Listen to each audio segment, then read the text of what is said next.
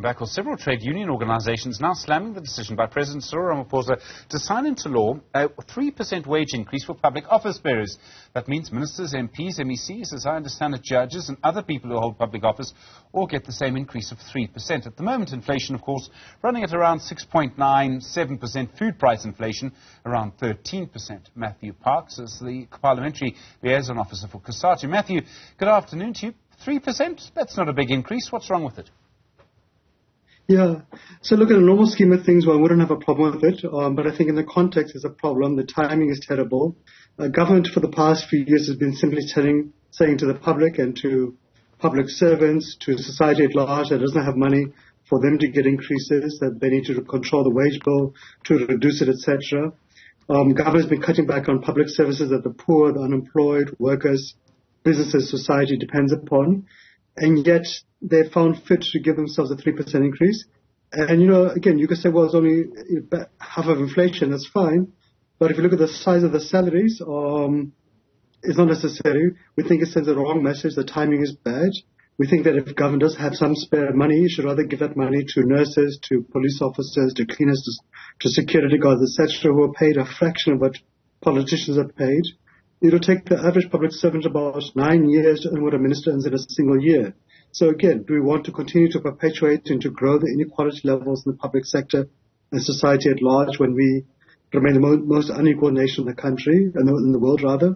And I think also society is correctly aggrieved and workers are aggrieved that under the watch of politicians of all political parties, the state, municipalities, SOEs, the economy has been running to the ground. Should we really be rewarding them with an increase when society and workers are paying the price for huge incompetence across the state, for mismanagement, for corruption, etc.? It's ironic that judges have been clamoring for an increase when the very same judiciary said a couple of years ago that public servants shouldn't be given an increase in 2020, that the state is broke and there's no need to give nurses or cleaners or security guards or police officers an increase. I think for ourselves, the timing is bad and it doesn't help when government's telling everybody, tightening your belts. I think also lastly, Stephen, is that, the SOD grant came into being in 2020. It's given huge relief to 8 million unemployed poor people at 350 rand a month. It hasn't been adjusted once, not even a single time for inflation since it came into being.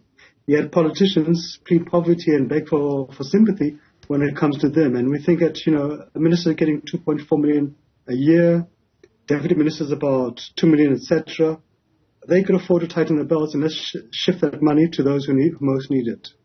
Do you think the President really had a choice? I mean, there'd been a recommendation from the Independent Commission on the Remuneration of Public Office Bearers. Wasn't he really in a position where he kind of had to do it? No, he had a choice. And in fact, ironically, we would actually agree with Treasury. Treasury had recommended to the Commission, to the President, to only give a 1.5% increase. That would have been a better offer, and society probably would have said, okay, that's good enough. They could have done what the previous President Zuma had done, and we don't want to praise him often for obvious reasons, but he had actually at times said no increase to the cabinet, but let's give a 1% increase, for example, to members of parliament who earn about 40% of ministers. We could have done that.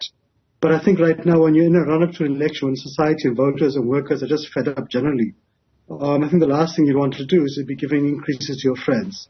The timing is bad, and I think the message and optics it sends it really is quite problematic.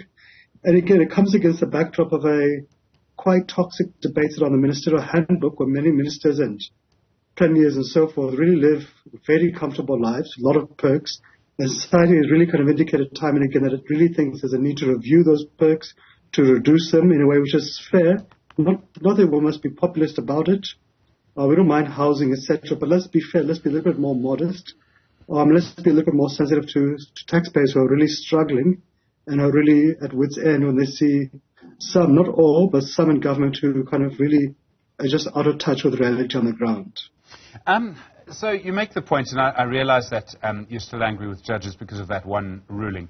But, not all judges would necessarily have agreed, although I suppose in the end the Constitutional Court did. But you've got magistrates as well, and then you've got ministers and you've got MPs, and in between that you have MECs and premiers. Do you think maybe the time has come to separate out the phrase public office bearers? Maybe judges and magistrates shouldn't be in quite the same category as, say, MPs who are representing a political party. Maybe we should separate people who receive a salary from the state and people who receive a salary from the state because they represent voters. And I make this point because, for example, yes, judges are relatively well paid, but the advocates who argue before them are paid much more. Yeah.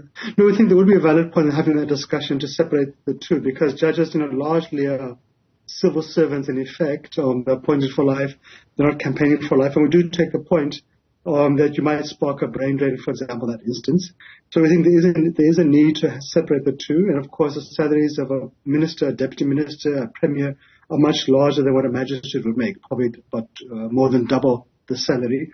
Of course, they also have the benefits as politicians of free housing, etc., free transport and so forth, and flights and all of that. So there would be a valid need to separate the two. We also think that there's a need to have a better space for public comment to the work of the commission, the independent commission, which oversees the remuneration of public office bearers and judges. Because right now there is no space for public comment. They make a recommendation. They ask cabinet, who've got a vested interest in their recommendations, for input, and they then make it to the submission to the president. So there's no space for public comment. I think it'd be much better and much healthier if they open up for public comment, because public does pay the salaries of these persons, to say, what do you think? What are the views of society? And have a better, more inclusive, more understanding approach to it. Because right now, they simply go to ministers, what do you think? And of course, the ministers are going to cheer them on and say, yes, we're very poor, pay us more. So I think there is a need to reform the process right now. Mathew Parks, thank you, the Parliamentary Liaison Officer for Cosatu. Do appreciate the time.